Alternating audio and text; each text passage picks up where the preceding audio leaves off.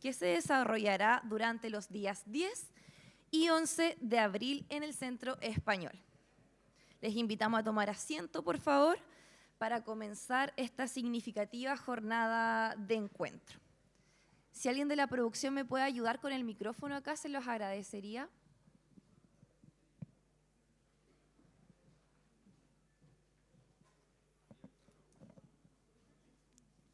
¿No se queda firme? No.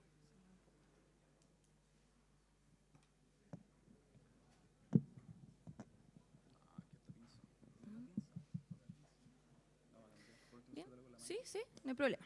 Bien.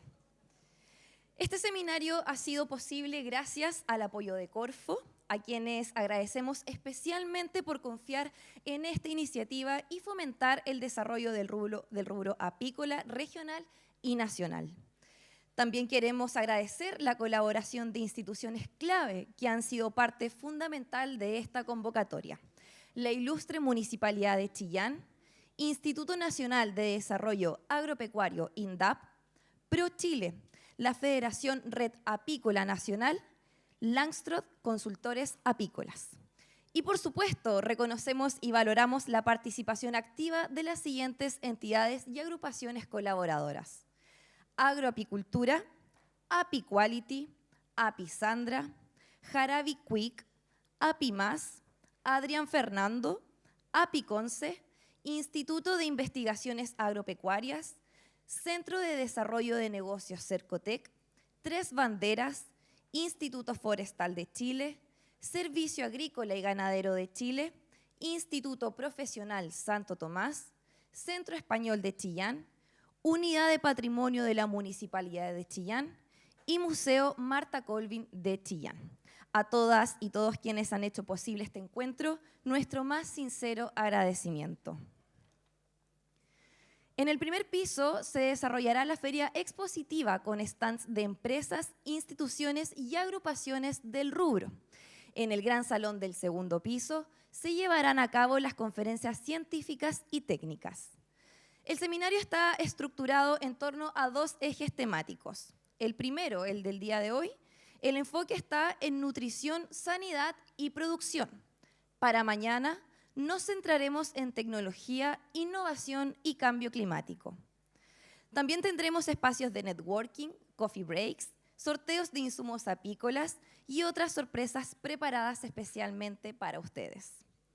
Este es un espacio para compartir experiencias, fortalecer conocimientos y proyectar juntos el futuro de la apicultura.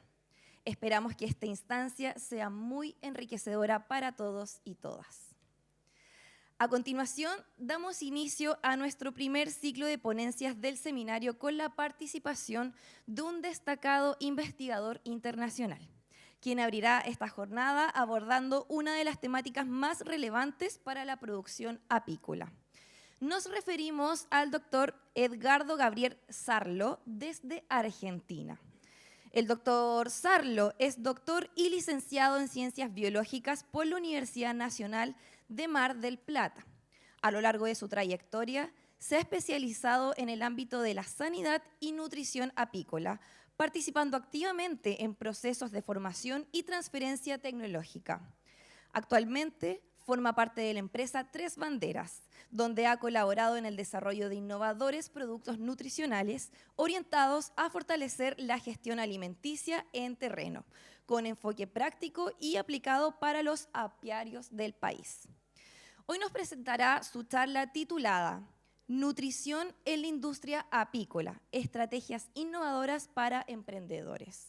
Le damos la bienvenida al escenario y le pedimos por favor un fuerte aplauso para recibir al doctor Edgardo Sarlo. Muchas gracias. Muy agradecido, un honor para mí estar aquí. ¿Así o al revés? Perfecto, muy bien. Bueno, vamos a tratar de... Ahí, estamos bien. Bueno, muchas gracias, buen día a todos. Hoy voy a tratar un tema que generalmente es lo que veo en los problemas cuando uno quiere salir a nutrir, ve problemas en la colmena, en general lo que pasa al principio es decir, bueno, ¿y qué tipo de producto uso? O sea, ¿qué alimentación le tengo que dar? ¿Sí?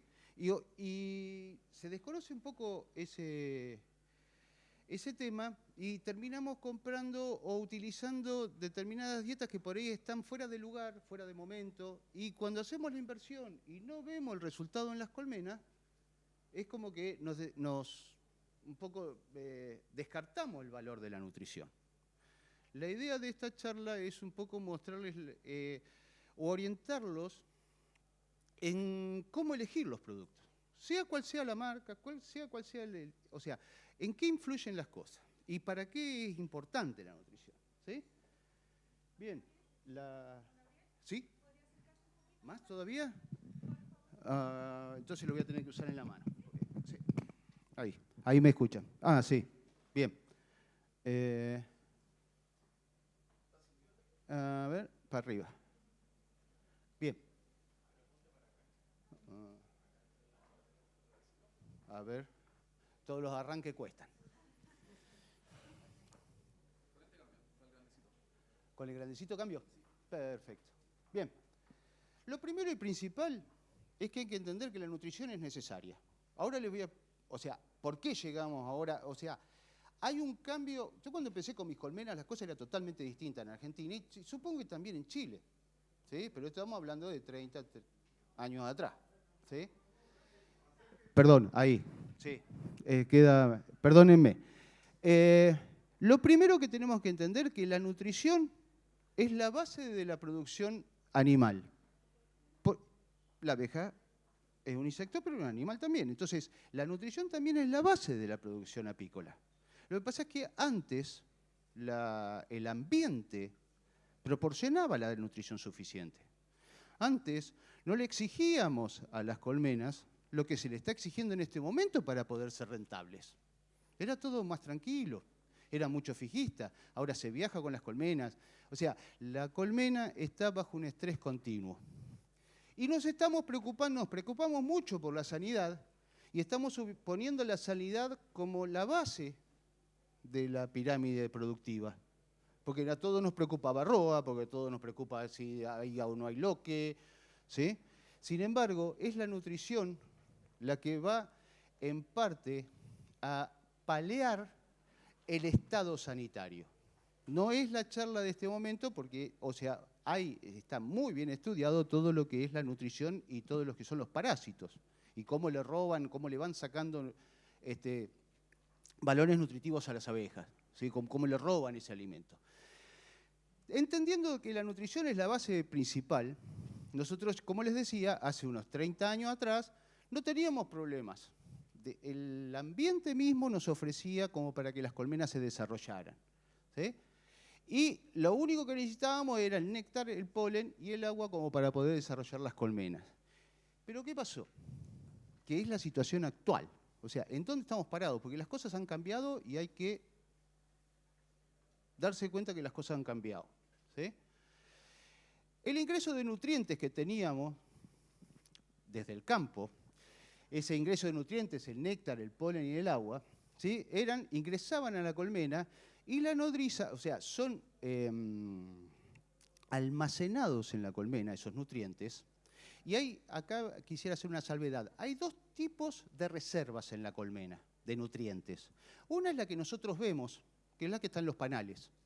Y otra muy importante, y que generalmente no tenemos tan en cuenta, es la reserva nutritiva que hay dentro de la abeja. En la misma abeja hay un volumen nutritivo, a veces más importante de lo que podemos ver en los cajones. ¿Sí? Entonces lo que vamos a tratar hoy es no solamente de lo que nosotros vemos en los panales, sino también de cómo es la reserva nutritiva en la abeja, cómo va cambiando eso. Porque esa reserva nutritiva la abeja la utiliza cuando no puede reponer, cuando está faltando alimento. Y de a poco esa reserva se va agotando. Dicho esto, es la nodriza la encargada, ella se acopia, pero es la nodriza la encargada de procesar el alimento. O sea, si no hay nodrizas, el alimento no se procesa dentro de la colmena. Generalmente piensen ustedes que cuando estamos arrancando, por ejemplo, para preparar las colmenas para un almendro, que todavía el clima está feo, hace frío, Yo tengo abeja que tiene por lo menos 2 meses de vida, ¿sí? Entonces, no es nodriza. Por lo tanto, este proceso en los inicios es mucho más lento. Y hay que tener ciertos recaudos porque esa pecoreadora no se comporta como una nodriza. Aunque las abejas vuelven como a rejuvenecer en sus tareas, nunca va a cumplir las funciones como si fuera joven, nueva. Perdón que otra vez me acordé de que estábamos abajo. Ahora, este ingreso de nutrientes, como le estaba diciendo hace unos años atrás, alcanzaban para cubrir 2 pérdidas grandes de nutrientes. La primera es la muerte natural.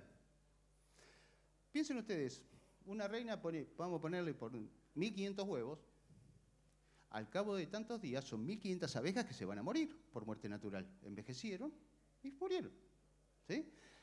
Esas abejas que se mueren en el campo, se llevan esas proteínas, se llevan esos nutrientes y quedan en el campo. O sea, cuando las abejas van muriendo en el campo, la colmena se va desproteinizando, va perdiendo nutrientes, porque esos nutrientes estaban dentro de la abeja.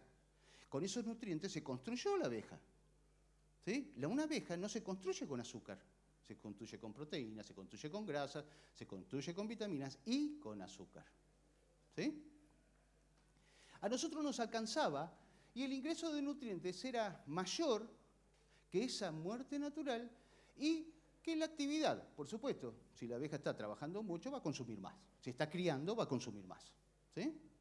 No se alcanzaba con eso. Y yo les digo que a mí me alcanzaba. En la provincia de Buenos Aires, más o menos a la altura de Temuco, ahí, ese clima frío. Yo conozco este clima. Yo tenía mis colmenas en estos climas. Y con esto me alcanzaba. Ahora, empezamos a agregarle las cosas. Y resulta de que a estas 2 partes básicas se me sumaron los parásitos. Y Varroa, básicamente, es un individuo, un organismo que está constantemente comiendo, no para de comer, ¿sí? Entonces, el drenaje, la pérdida, lo que le roba de esos nutrientes internos a la abeja, son porcentajes casi a veces de hasta el 25%, ¿sí? Por eso a veces, si las abejas están medianamente nutridas o medio malnutridas, las abejas, las reservas internas son escasas, Varroa le roba un poco y enseguida la abeja muere. Y por eso a veces se ve que una carga de Varroa que es tolerada por un grupo de colmenas o en otro apiario, en este apiario esa carga de Varroa genera mortandad, ¿sí? Ahí tenemos una diferencia importante en darnos cuenta de que si acá me están matando con un 30%, acá no me mata con un 20% de Varroa y acá me mata con un 20% de Varroa, en este lugar yo tengo una desnutrición de las abejas. Porque le robó tanto la Varroa que al final la terminó matando, le acelera la muerte, o sea, le acorta el tiempo de vida. Cuando entran los parásitos, se activa el sistema inmune, otro gran consumo de nutrientes. El sistema inmunológico de la abeja depende del estado nutricional. El que se disparen todos los virus, el que la abeja tenga con herramientas como para combatir los parásitos, depende del estado nutricional interno de la abeja, no del que yo veo en el panal, ¿sí? Sino el que tiene adentro la abeja, en su cuerpo, en esos cuerpos grasos, ¿sí? En esa vitelogenina, en la hexamerina, en todo lo que han escuchado que son todas las sustancias de almacenamiento. Ahora, cuando este sistema inmune se dispara, está estudiado también que si la abeja está flaca, no tiene buenas reservas, la abeja se muere. No puede tolerar activar el sistema inmunológico y seguir con vida porque las reservas no lo toleran. Las abejas a la abeja la mata la reacción inmunológica. La reacción inmunológica está disparada porque Varroa la lastimó. Y eso solo hace de que esto se dispare. Entonces, si empezamos a considerar el tema de lo que es... Ustedes recuerden también que cuando se les activa el sistema inmunológico, se agarran una gripe, no tienen ganas de hacer nada. Están en cama si las cosas son fuertes. A la abeja le pasa exactamente lo mismo.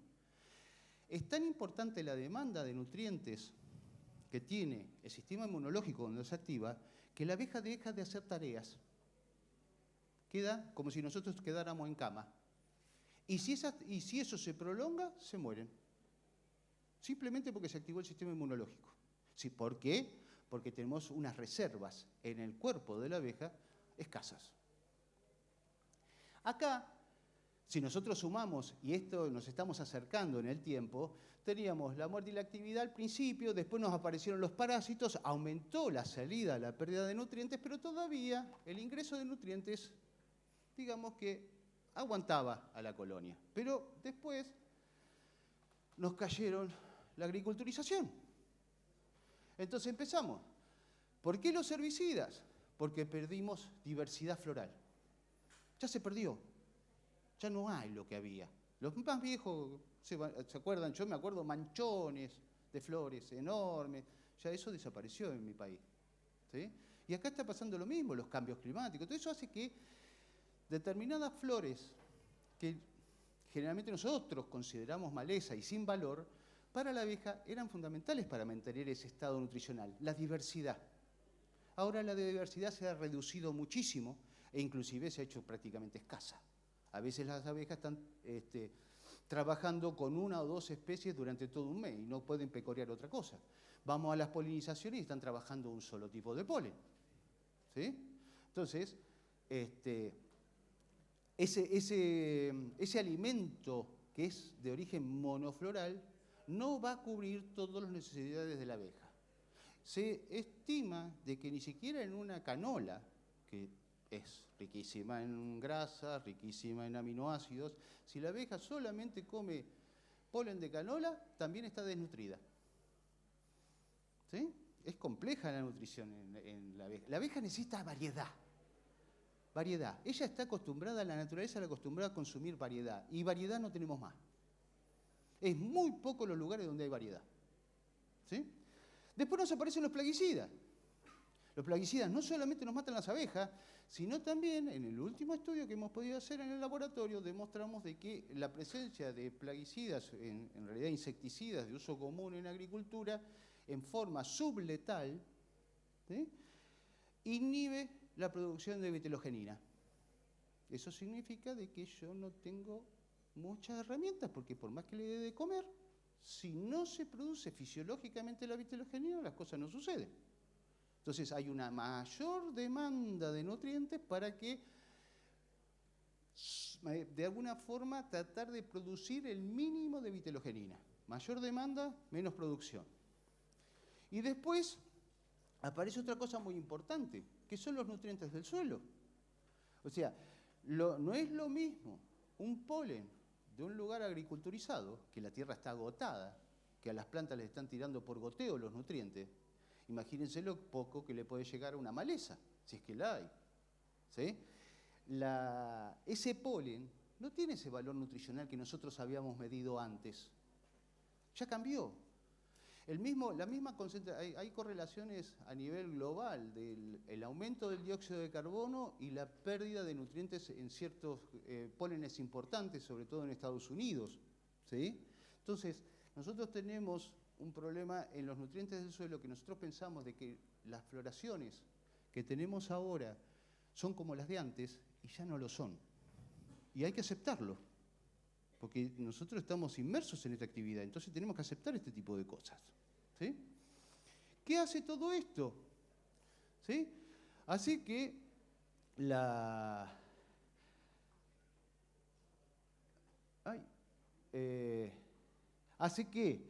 suma de todo esto, espérenme que, me pasó, mire, tengo una fallita acá. Esto se hacía más grande, ¿no? Se hacía más, o sea, la suma de esto, ¿sí?, hace de que este ingreso de nutrientes, ¿por qué? Porque hay menos diversidad, porque tengo menos valor nutritivo, hace de que ya no puedo compensar las pérdidas básicas. Se pone muy difícil para la abeja compensar las pérdidas básicas. ¿Sí? Y si no la ayudo yo, no puede cumplir con lo que yo le exijo, porque no le alcanza.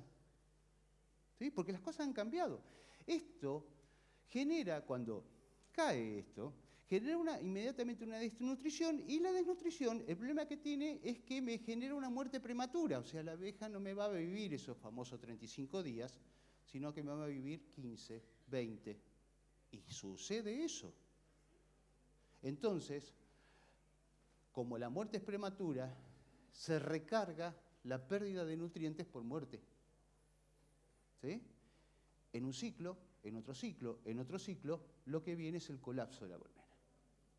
¿Sí? ¿Por qué? Porque la abeja fue cubriendo con sus reservas corporales todo lo que pudo, pero llega un punto en que ya no lo puede hacer, su vida se acorta y las colonias se pierden. Por eso es importante, en este momento, pensar en la nutrición. No pensar de que el campo solo me va a nutrir las colmenas. El campo puede nutrir las colmenas durante un periodo corto del año. Generalmente hay 1 o 2 etapas en las cuales podemos decir que el ambiente me está dando los nutrientes necesarios. Pero desgraciadamente cada vez esos tiempos se están acortando más. ¿Y qué tenemos que hacer? Intervenir nosotros para que esos tiempos se alarguen otra vez. Porque si no, no da. ¿Sí? Si uno utiliza una nutrición, a partir de 4 cuadros con una reina nueva, en un mes tiene un núcleo. ¿Sí? Si usted no utiliza una buena nutrición, lo tiene en un mes y medio. 15 días de diferencia son varios viajes, pérdida económica. ¿Sí? Incrementa los gastos. Eso es lo que nos está pasando ahora. Este tipo de nutrición, como les decía, hay 2 tipos de desnutrición. La desnutrición primaria, permiso un cachito, que tengo un calor. Dame un segundito. La desnutrición primaria, ¿sí? Es la que, gracias, es la que yo puedo corroborar. Abro la colmena y no hay reservas, no hay polen. ¿Sí? Esa es la más fácil. ¿Sí? El problema está, y dónde se está generando el problema nutricional, dónde hacemos chispazo, es que nosotros estamos sufriendo una desnutrición secundaria. La desnutrición secundaria es cuando hay presencia de sustancias nutritivas, pero esas sustancias nutritivas no alcanzan para abastecer los requerimientos de la colmena. La colmena sola se autorregula, pero como está bajo manejo nuestro, y nosotros le tenemos que hacer las cosas, lo que hacemos es sobreexigirla. Y a veces decimos, no tengo que alimentarla porque la colmena tiene polen. Primero que tener polen significa que hay que tener polen, no 4 celdas. ¿Sí? Hay que tener polen para una colmena para que se desarrolle. Pero básicamente el problema está en que no nos estamos dando cuenta de que aunque nos estén entrando sustancias nutritivas, a las abejas las tenemos desnutridas. Y si las tenemos desnutridas, nuestra pirámide tiembla. La pirámide productiva. Es más sensible a varroa, nos lleva mucho más tiempo hacerla crecer.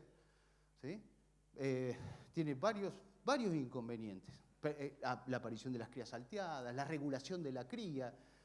Cuando las colmenas están malnutridas, la reina pone, porque compramos una reina de primera calidad, la largamos ahí y empieza a poner, y las abejas no les da para poder alimentar todo. Entonces empieza a aparecer la cría salteada y yo le echo la culpa a la reina. Me empiezan a aparecer disturbios dentro de la colmena cuando las reservas internas de la abeja no están. Yo ya me aparté de lo externo, me interesa lo interno de la abeja. ¿Sí? El tema está, bárbaro. ¿Y cómo me doy cuenta si tengo una desnutrición o no? Porque, ¿sí? Y lo que tenemos que hacer es aplicar un plan de manejo nutricional. ¿Sí? El objetivo de un plan de manejo nutricional es detectar esos periodos de desnutrición, ¿sí? Cualquiera sea el tipo, ¿sí? Yo lo llamo los puntos críticos de la producción. ¿Sí? En el año ustedes detectan de que durante determinados momentos los nutrientes escasean. O detectan de que en tal momento hay una reducción en la calidad, ahora lo vamos a ver, en la calidad de la jalea, empiezan a detectar de que hay ciertos puntos donde decían, no, yo acá le tendría que dar de comer. Lo pensamos, pero por ello no lo sé. ¿Sí? Yo detecto esos puntos en el año, generalmente se coinciden con clima, flora, ¿sí? Y luego lo que genero es una estrategia para anularlos, o sea, ¿cómo salgo de la mejor manera de esta situación? Las situaciones generalmente se repiten, más o menos. Hay un año que es más seco, hay años que son más lluviosos, pero si ustedes hace años que están en la apicultura, ustedes ya saben cómo vienen los años, ¿sí? Y ya saben cuál va a ser el año duro y cuál va a ser el año más fácil. Entonces, en esas etapas que ustedes saben que son duras, son lo que yo llamo los puntos críticos, ¿sí? Esos puntos críticos, si yo los soluciono, para el otro año los prevengo, porque no tengo que... Si yo dejo que la abeja se venga abajo, es muy difícil levantarla. No en esa generación, no en esa cohorte. Esa cohorte la puedo mantener viva, pero lo que voy a generar más adelante se puede levantar, ¿sí? No es, voy, le echo y ya está. Lleva un tiempo asimilar eso, ¿sí? Ya quedó marcada por la desnutrición. Entonces, si yo le voy a dar al pobre perro que está a piel y hueso, le salgo a dar comida, igual no lo voy a rescatar. Inclusive en todos los animales llega un punto en que aunque los vuelva a alimentar, igual mueren por desnutrición. Aunque estén comiendo, porque se desnutrieron tanto que ya no hay vuelta atrás. Lo que quiero hacer yo es, en un plan de manejo, prevenirlo, identificando cuáles son mis puntos. Y por eso se empieza, ¿sí? Por supuesto que esos puntos, como les decía, cambian año a año y ahí está en la pericia de ustedes poder detectarlos, ¿sí? Este, por ejemplo, es un plan de manejo. Esta era de mi zona, de mis colmenas, ¿sí? Este era mi estudio. Entonces yo tenía 5 puntos críticos, ¿sí? Desde lo que era el arranque de primavera, cuando no había nada, hasta un bache, un corte en la floración cuando me estaba entrando el néctar. O sea, todos esos son puntos críticos, son puntos en los cuales la abeja... Si yo, por ejemplo, en este bache, si se hacía un poquito más pronunciado, yo tenía que salir a alimentar, porque si no la abeja se me venía para abajo. Y después, cuando quería agarrar el otro pic de floración, no me alcanzaban a crecer. Entonces las tenía que mantener. Era un punto crítico para mí, porque si no sacaba menos kilos. Ya lo tenía estudiado, ¿sí? Esto es lo nuevo, señores. Acá tenemos que apuntar. El hecho de seguir así en el aire se nos está poniendo muy difícil y se va a poner más difícil todavía. Entonces hay que hacer este tipo de estudios. Entonces yo sabía que durante determinado periodo del año yo tenía entre 20 y 25% de proteína cruda, más o menos, pero era deficiente en isoleucina, porque estudiaba los pólenes y ese tipo de cosas. Entonces después tenía el desarrollo, acá no tenía ninguna entrada de floración, así que tenía que hacerlo todo con alimento, con aporte nutricional, ¿sí? Después entraba en una zona con menos de 20% de proteína cruda, cuando venía la entrada al invierno, terrible para mí, ¿sí? Entonces, uno va detectando esos puntos críticos, no se repiten todos los años en el mismo momento, pero uno lo ve venir. Y entonces aplica la nutrición, ¿sí? ¿Cómo reconocer, ¿sí? Y generar esos puntos críticos? Primero hay que saber cuáles son los signos de desnutrición, ¿sí? Tenemos que seleccionar el complemento dietario de acuerdo a la situación, ¿sí? Tenemos que determinar la forma de administración, pues no es voy y le echo, porque van a perder plata. Porque la conclusión final de todo esto es que la nutrición no sea un gasto, se convierte en una inversión. Y se convierte en una inversión si la utilizamos bien, si la craneamos un poco, ¿sí? Estos 3 puntos son fundamentales, pero funcionan bien si está este cuarto. No puedo repetir siempre lo mismo. No, le dan tanto de esto y 3 veces y ya está. No, hay veces que funciona porque la situación es así, pero otras veces hace más frío o hay más lluvia y entonces ese alimento no es el adecuado. Entonces el año pasado sí fue el alimento adecuado o la forma de administración no es la adecuada. Cambia. Entonces, para reconocer y anular los puntos críticos yo tengo que tener en cuenta todos estos aspectos. ¿Cómo reconozco los signos clínicos? A través de la jalea. Ustedes se van a dar cuenta, o sea, es una herramienta fundamental. Mirar la jalea es una herramienta fundamental. Mm, tenemos mucha luz, pero lo que se vería en esta foto, si ustedes pueden ver acá, ven que ven una cantidad de jalea más o menos abundante. Fíjense acá también. Si tuviéramos menos luz se vería muchísimo. Pero, ¿cuál es el problema de esa jalea? Es transparente. La jalea transparente, inclusive esa jalea que a veces ustedes están criando, están desarrollando los núcleos, levantan el marco y les brilla el sol, que no, seguramente les ha pasado, que parece agua la jalea, porque es transparente y le ven el fondo a la celdilla. No, no pueden criar así. Tienen que salir, o sea, hay que darle de comer, porque no le está alcanzando, porque van a criar animales de vida corta, débiles, que donde los agarre un barroa y los lastime una vez, ya el sistema inmunológico se los mata. Pierden abejas. Y detectarlo es muy fácil. Acá en esta también, acá se veía la jalea transparente, y ¿qué empiezo a ver? Que no se ve acá, esta es una larva de un día, acá tenemos larvas de 2 días, 2 días y medio, 3, 4, 5, un menjunje de larvas y cosas así, cría desordenada. Jalea transparente, cría desordenada, ¿sí? Cría salteada.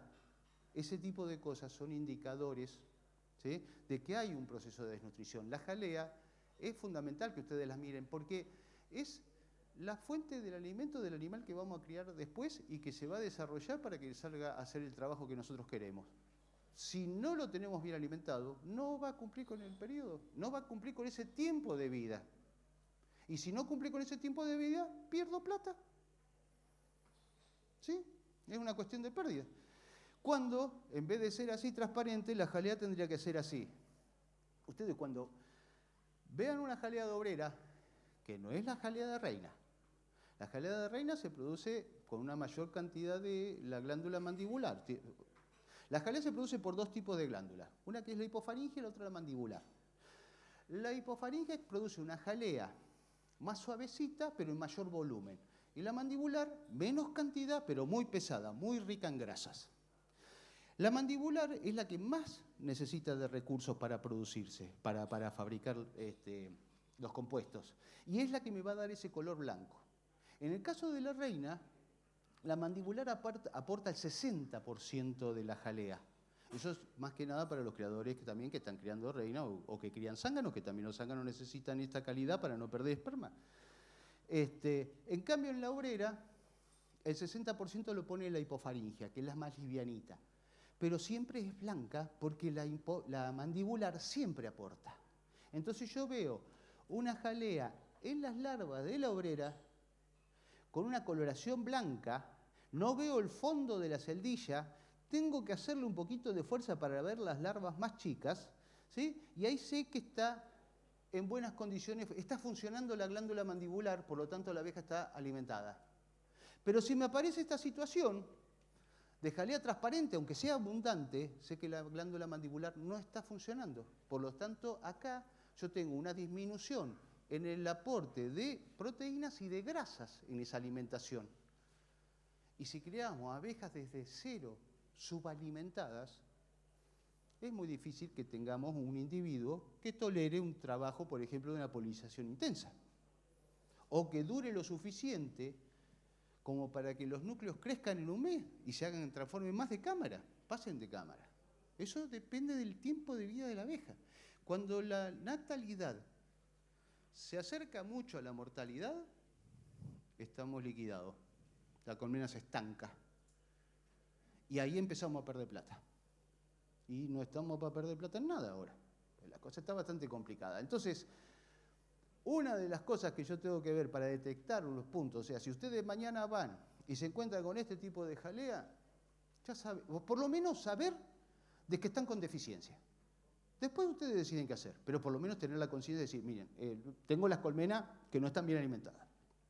La otra cosa, ¿sí?, es el tamaño de la abeja, el tamaño del adulto. Cuando yo miro la cría, la jalea veo el futuro de la colmena, o sea, los próximos individuos.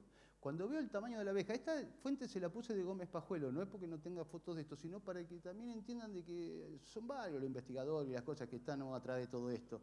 No es un invento mío, ¿sí? Por eso comparto las diferencias. El abdomen, que es en donde se aloja la mayor cantidad de cuerpos grasos, que es la mayor reserva de la abeja, ¿sí? La forma del esqueleto no deja que se ensanche mucho, sino que se estira el abdomen. Con lo mismo que pasa con la reina cuando se fecunda y se desarrolla el ovario. Se estira el abdomen. Crece un poquito en ancho, pero más que nada se estira. Acá lo que vemos es exactamente lo mismo, que la misma abeja, no es lo mismo tener, esta abeja me vive 20 días, esta me vive 45. El doble. ¿Cuál es el negocio de estar criando abejas que me viven menos? No tiene mucho sentido. Perdemos plata sin darnos cuenta. Pero tengo que ver estas cosas. Esto se ve en la nodriza, nunca en la pecoreadora. La pecoreadora tiene que bajar de peso para poder salir a volar. Muchas veces les ha pasado de que tienen una muy buena población, le van a poner una hoja de cera y no se la estiran. Eso es porque no hay exceso de alimento. Es otra forma también de darse cuenta de que hay deficiencia. Puede ser o porque no tengo mucha abeja joven, o porque esa abeja joven no está comiendo lo que tiene que comer para bajar de peso fabricando cera. Porque esa es la estrategia. La abeja nodriza ingiere nutrientes. Alimenta a la cría, gasta nutrientes en eso, y cuando termina el proceso de alimentación, el próximo paso es elaborar cera. ¿Para qué? Para bajar de peso. Ese exceso de nutrientes lo gasta fabricando cera para bajar de peso, para tener un peso compatible con vuelos largos. Si fuera muy pesada, no podría volar tanto. ¿Sí? Ese es el comportamiento natural. Si yo tengo una cámara que revienta de abejas y le pongo un marco de cera porque veo que ya está aquí, y me lo caminan, me lo manchan el marco, pero apenas me tiran así un manchoncito de cera, pero me lo dejan todo sucio, están faltando nutrientes. Yo ya sé que te faltan nutrientes. Yo ya sé que esa abeja se está salteando ese paso de bajar de peso. O sea, que cuando está alimentando, gasta toda su energía, gasta todas sus reservas y no le queda nada para poder elaborar cera y ya directamente tiene que pasar a pecoreadora. ¿Sí? Otro signo de desnutrición. ¿Sí? Importante. Entonces, con la cría veo el futuro, con la abeja, con la nodriza, veo el presente de la colmena. ¿Sí? Bien. El alimento, la segunda etapa, ¿no? El seleccionar el complemento dietario, que era el segundo punto que habíamos presentado. Tenemos las tortas. La torta tiene la ventaja de que la abeja la va a buscar cuando la necesita. ¿Sí? Cuando yo puedo con los hidrolizados, como lo vamos a ver después, a veces uno, como es toda la comida va junta, la abeja, aunque no quiera comer aminoácidos o proteínas porque no los necesite, porque por ejemplo es un adulto, igual los ingiere porque está metido en el alimento. En cambio en la torta sí lo puede ir a buscar. ¿Cuál es el problema de la torta? Primero que la atractividad de la torta, y en segundo lugar, ¿sí?, que es una cosa muy importante, que si esas tortas están hechas con harina, requieren digestión. ¿Sí? Y esa es la gran diferencia que hay entre los dos productos. Uno requiere digestión y el otro no. El otro, los productos, los aminoácidos libres y todo eso se absorben directamente. Las abejas nodrizas son las que tienen la carga enzimática para producir la digestión. Si yo le doy una torta a las pecoreadoras, van a tratar de comerla primero porque tienen hambre, segundo porque la torta siempre tiene azúcar, pero no van a aprovechar nada, están tirando la plata. Ustedes la van a ver comer y ustedes ven que tampoco les gusta mucho la comida, pero la terminan consumiendo. ¿Sí? Pero si el porcentaje más grande, por ejemplo, en un arranque primaveral, empiezo la estimulación de las colmenas, no puedo usar una torta porque la mayoría de las abejas son más viejas que una nodriza. Entonces su sistema digestivo no está adaptado y entonces le pongo una torta con harinas y no tengo el resultado, pierdo plata, porque no la llego a nutrir. La digestión también requiere de un tiempo, o sea, la abeja lo digiere y lo incorpora. ¿Sí? Las nodrizas no pueden hacer eso. Entonces, una de las primeras cosas que tengo que elegir es que si yo estoy arrancando, despertando las colmenas, no utilizar una torta, porque no tengo la población para digerir. Y si se la pongo, pierdo plata. ¿Sí? Eso generalmente es un error bastante común. Porque nos acostumbramos a que, no, yo le pongo y ya está. No, no es así. Así pierdo plata. A veces la pego. A veces le doy la chunto, pero a veces no. Los hidrolizados, ¿sí?, no requieren de digestión. Entonces, por ejemplo, una torta nutre a las nodrizas como si fuera el polen, ¿sí? En cambio, los hidrolizados, los predigeridos, nutren tanto a la nodriza como a la pecoreadora. Por lo tanto, ¿qué hago? ¿Me arriesgo a ponerle una torta en el arranque primaveral o utilizo un hidrolizado que sé que le va a pegar, me va a reforzar a toda la población, la vieja y la joven que va a venir? Ya está, uso un hidrolizado. Nunca voy a arrancar con una torta. ¿Sí? Que contenga harinas, o sea, que contenga compuestos que se tienen que digerir.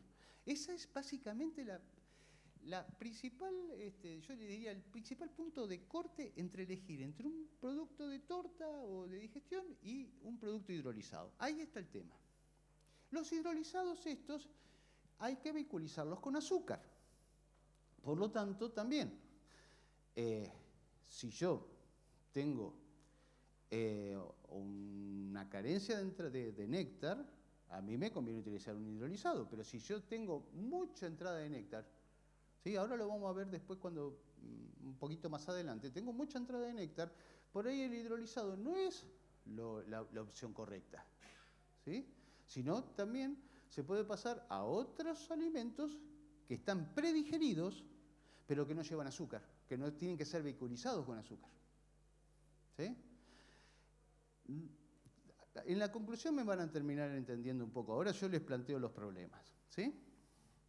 La otra desventaja que yo le podría ver al hidrolizado es que hay que tener cuidado porque son fuertes. Entonces, no hay que pasarse de la dosis. Y hay que ser, si uno quiere despertar a la colmena, no tirarle la dosis máxima de entrada, sino que hacer una primera pasada como para calentar la máquina, una primera pasada con la mitad de la concentración que le quiero poner. A la segunda alimentación es donde ustedes le van a agregar la cantidad máxima de producto. El tema está que las abejas se pueden intoxicar con esto. Se pueden intoxicar. A mí se me intoxicaron en el laboratorio, por eso lo sé. Pueden intoxicarse si yo le genero un exceso de esto. Entonces, de hidrolizados la cantidad justa, no porque le eche más, va a ser mejor, es peor. Es lo mismo que no porque le eche más torta, porque después se me termina hongueando, la botan, la torta. No, las cantidades tienen que ser exactas, tienen que estar con los números, el lápiz bien afinado. Bien afinado. No es cuestión de tirar alimento, porque el alimento es caro. Y no es cuestión de estar tirando cualquier alimento en este momento. ¿Sí? Tiene que ser el mejor alimento. ¿Sí? Y después, según las distintas situaciones de la colonia. Bueno,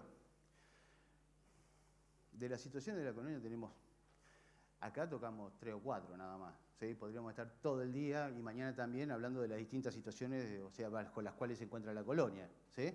Pero digamos que estas podrían ser un poco las 5 opciones que podríamos discutir en esta charlita cortita, son 45 minutos. Con respecto a la población, acá nos vamos a la regla Farrar. Todos más o menos la conocen, la regla Farrar, que hace una estimación de acuerdo a la cantidad de abejas que hay, qué porcentaje de pecoreadora hay. ¿Sí? Esto se cumple mucho, de hecho es una regla ya, o sea, aceptada a nivel mundial de hace muchos años. Y yo en la regla Farrar, cuando voy a alimentar, Me fijo qué porcentaje de pecoradoras tiene de acuerdo al tamaño de la colonia. A ver, por ejemplo, 30.000 abejas es una cámara. ¿Sí? Más o menos se calcula, en promedio 30.000 abejas, una cámara completa, 10 marcos. ¿Sí? Fíjense que cuando yo estoy con 30.000 abejas, el porcentaje de pecoreadores es del 30%. Es muy bajo. ¿Sí? Entonces, esto me demuestra de que yo, aunque tengo la cámara completa, estoy necesitando una gran cantidad de entrada de nutrientes porque el otro 60% son nodrizas o crías que todos comen de la población. ¿Me entienden? El otro 60% está distribuido entre lo que es la nodriza y la cría. Cuando se llega a la cámara completa, que nosotros pensamos de que ya está, es donde más se está requiriendo del apoyo, es donde más tenemos que estar viendo a ver cómo tenemos la jalea. Porque donde yo veo que la jalea se me empieza a venir abajo, tengo que asistirla a la colmena. No puedo dejarla venir abajo, pues ya tengo una colmena formada, ahora tiene que salir a trabajar. ¿Pero cómo la saco a trabajar? ¿Más o menos o la saco a trabajar bien? ¿Qué tipo de alimento le tengo que dar? Tiene que ser rico en proteína, no tanto azúcar. Lo que más me importa, a veces a esta altura solamente se le da azúcar a las colmenas por ahí para levantarlas. ¿Y la proteína? ¿Tiene polen? Yo le veo polen. Sí, pero le miramos la cría, le miramos la jalea. Y recién cuando le miré la jalea es que me quedo tranquilo que no voy a hacer ninguna asistencia. Pero si la jalea la veo transparente, la veo escasa, yo no puedo ver la larva y abajo de la larva ver la celdilla. Tiene que haber un manto de jalea. 10 minutos. Bien. ¿Sí? Entonces, distintos estados poblacionales, ahora si yo van cambiando el tipo de alimento que yo le voy a dar. ¿Sí? Si yo tengo este porcentaje, acá yo puedo utilizar una torta si se está utilizando bien. ¿Por qué? Porque la mayor demanda es de las nodrizas, porque el mayor porcentaje que va a consumir estas tortas van a ser las nodrizas. Tengo poca pecoreadora. ¿Sí? Cuando me voy más arriba, sí es posible que como van cambiando la cantidad de pecoreadoras, yo baje la cantidad de proteína. No es tan necesario. ¿Sí? Esto se maneja todo según la regla Farrar. O sea, la cantidad de alimento que yo le voy a dar va a ser de acuerdo a la cantidad de nodrizas y cría que yo tenga, si es la que más consume. Ustedes saben que cuando no hay cría o perdimos una reina, enseguida ¡bop!, la miel sale por los costados de la colmena. No hay consumo. ¿Sí? Con la población y también la composición etaria. O sea, las dos cosas, el número de abejas y la composición, o sea, la composición de nodrizas y de pecoreadoras que yo tengo son fundamentales para elegir la dieta. También me tengo que sentar a pensar en eso. ¿Sí? Para elegir una dieta. ¿Qué situación de población tengo? Me sirve también para decir qué cantidad le tengo que dar. ¿Sí? ¿Aumento la proteína o le aumento los azúcares? ¿Cómo manejo eso? Porque ya lo conocemos, entonces lo tenemos que utilizar.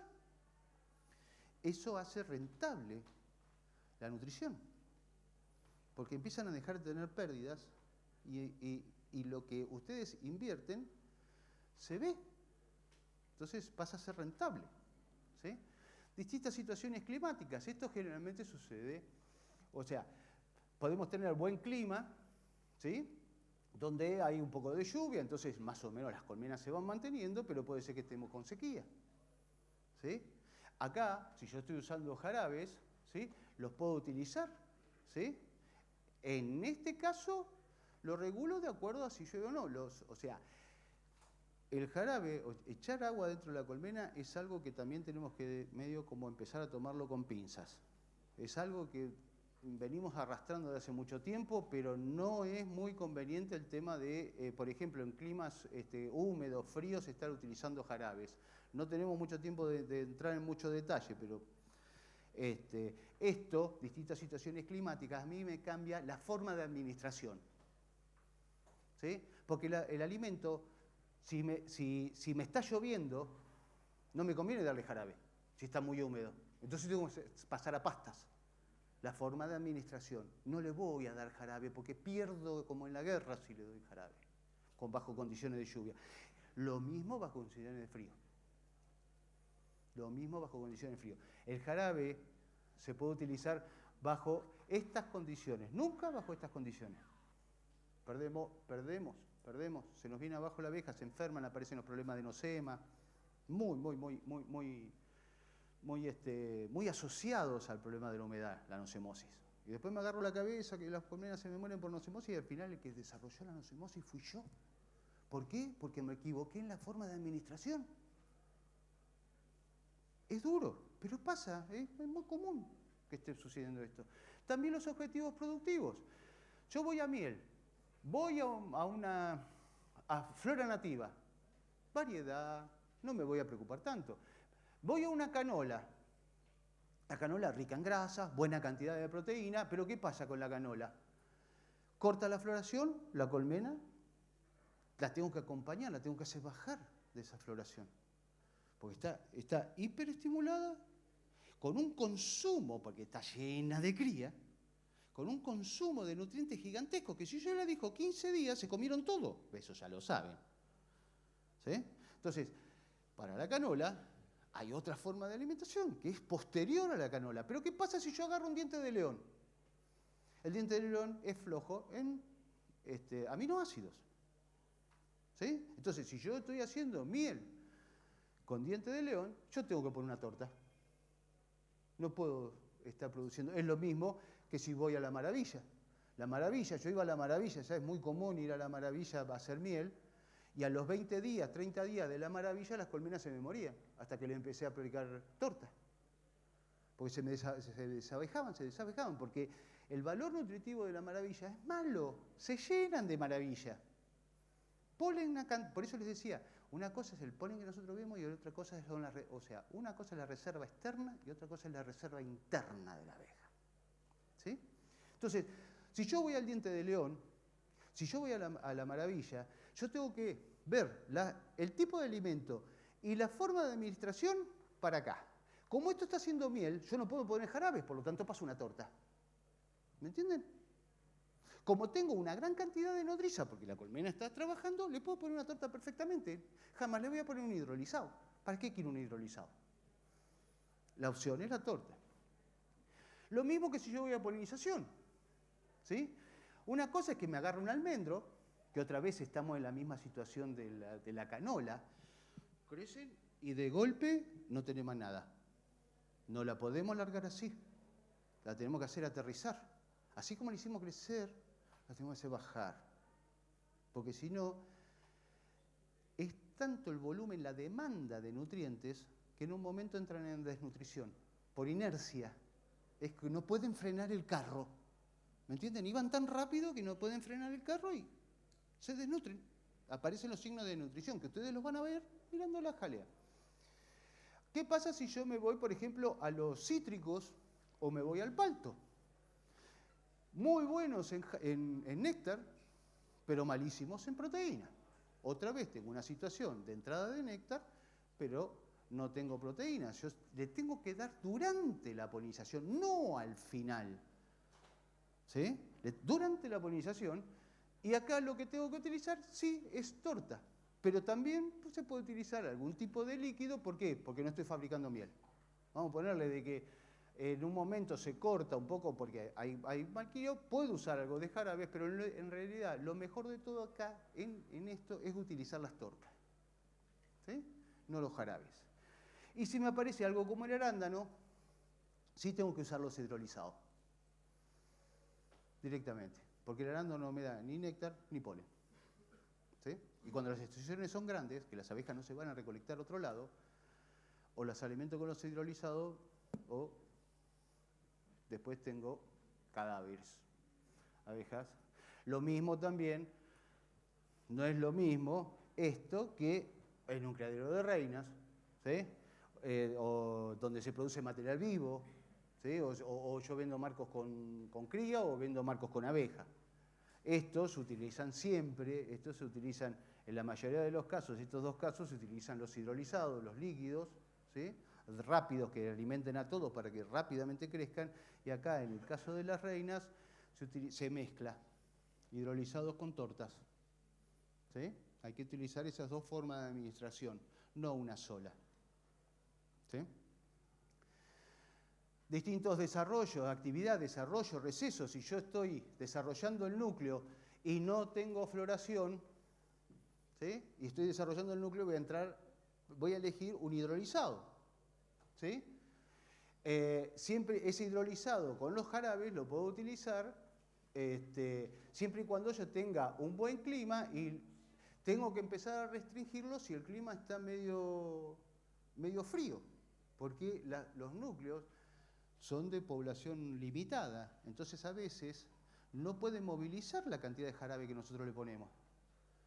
Y al final termina fermentándose y empiezan a comer jarabe fermentado. Lo que pasa es que nosotros no nos damos cuenta porque nunca lo probamos.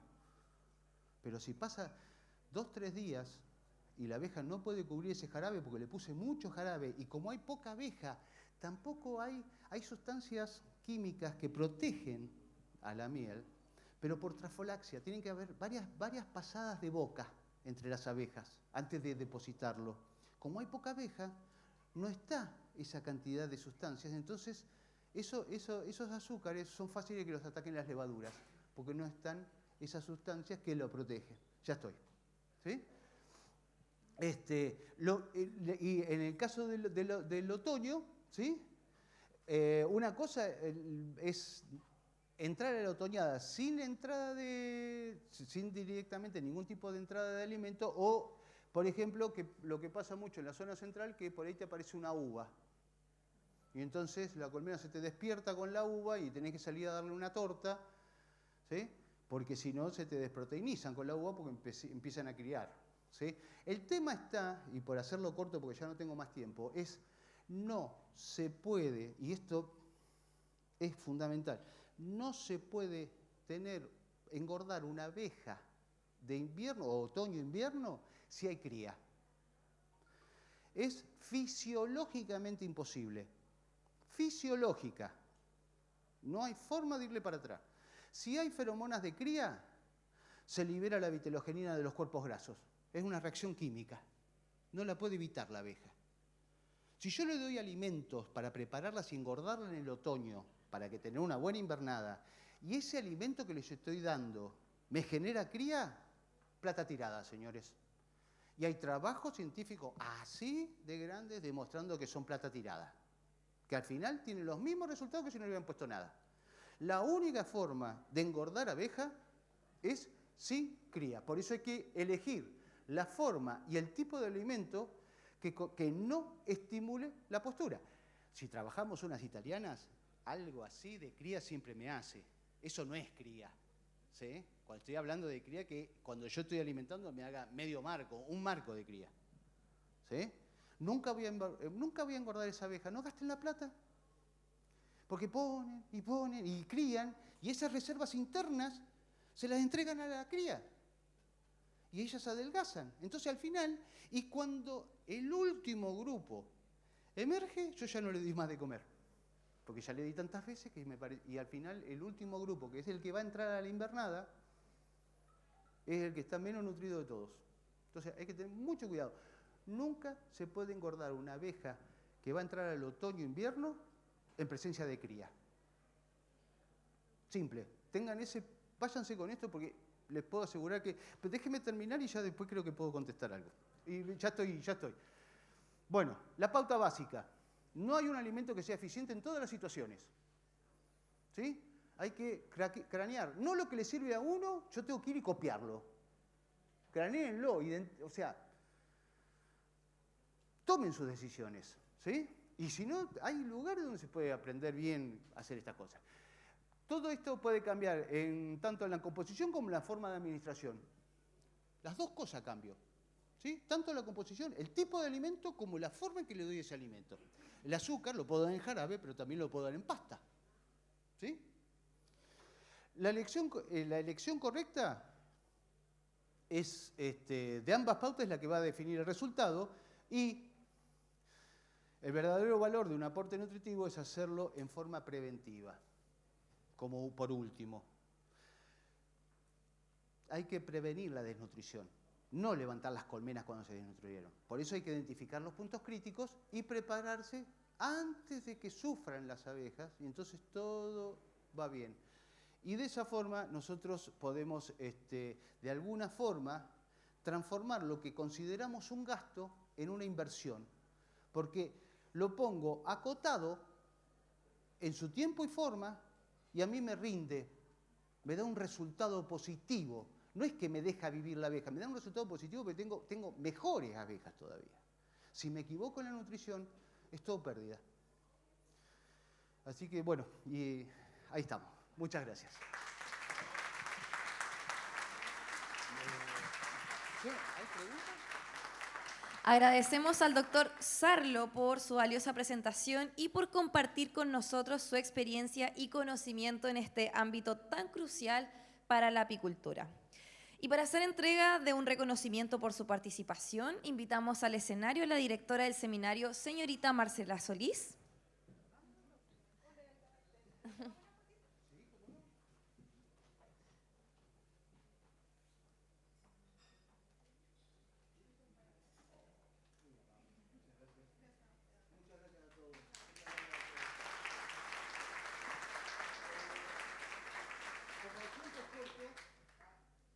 Estamos todo el día, yo estoy abajo, así que dispuesto a contestarle a cualquiera que tenga alguna consulta para no robar más tiempo. ¿Sí? Muchas gracias, señorita Marcela y doctor Sarlo. Le agradecemos nuevamente, ¿cierto?, por su destacada contribución. Ahora los invitamos cordialmente a participar de una instancia de networking y coffee break junto a nuestras empresas e instituciones colaboradoras en el primer piso del recinto. Este espacio es ideal para conocerse, intercambiar ideas, generar vínculos y explorar oportunidades de colaboración con actores clave del mundo apícola. Quiero decir, les recordamos que el doctor Sarlo también va a estar abajo para quien desee hacerle algún comentario o alguna pregunta. También recordamos que a las 12 del día retomamos nuestro programa con la próxima ponencia a cargo de la doctora Karen Yáñez, por lo que les pedimos regresar, ¿cierto?, con puntualidad para aprovechar al máximo este evento. Muchas gracias.